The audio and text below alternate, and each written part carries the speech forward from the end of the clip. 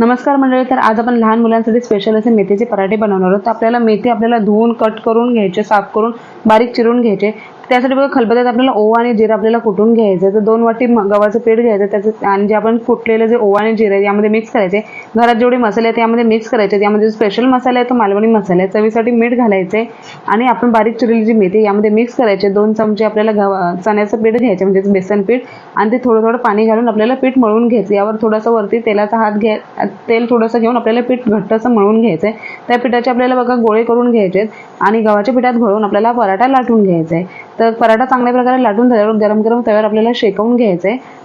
आणि मुलांच्या टिफिनसाठी आपला हा जो पराठा तो रेडी आहे। तर पहिले जे 2 पराठे केले ते मी माझ्या लहान मुलांना दिलेत, दोन्ही पराठे। तर तुम्ही बघू शकता एकदम सॉफ्ट असा पराठा होतो। तुम्ही लहान मुलांना टिफिनसाठी छान असं बनवून देऊ शकता। तुम्हाला जर माझा आजचा व्हिडिओ आवडला असेल तर नक्की लाईक, शेअर आणि सबस्क्राईब करायला विसरू नका। तर